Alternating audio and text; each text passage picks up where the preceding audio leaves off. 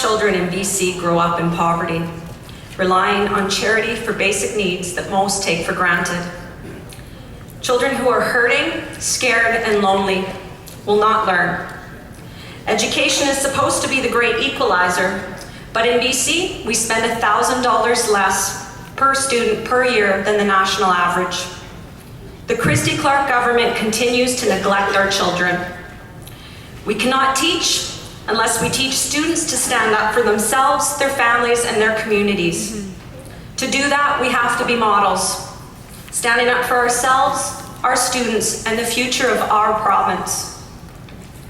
We did this with our challenge to the unjust laws of Bills 22 and 28, and we won, and we will win again.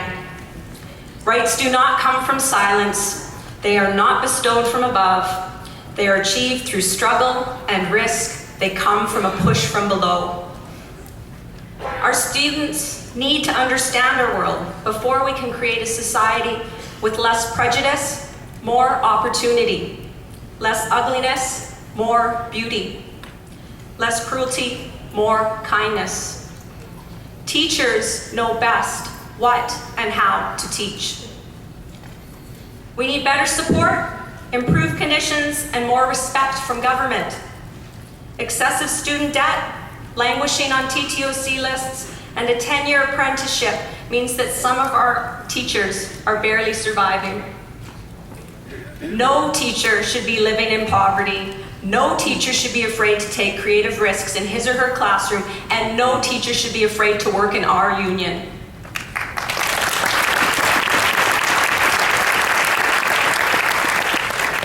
Issues like climate change and inequality are thorny and challenging, yet it is critical that we address them.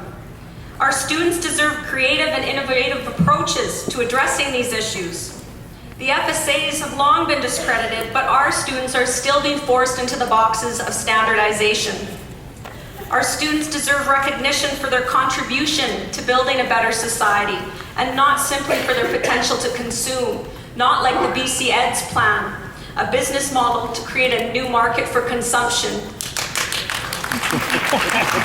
We deserve stable classroom conditions that will allow us to fully explore with our students the most challenging problems facing this generation.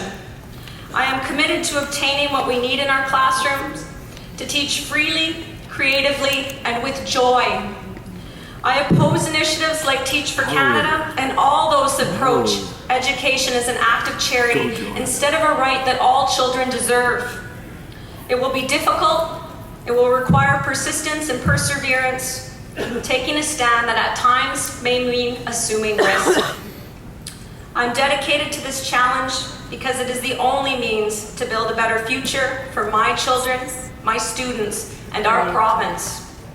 I would be proud to continue to work with you as a member at large.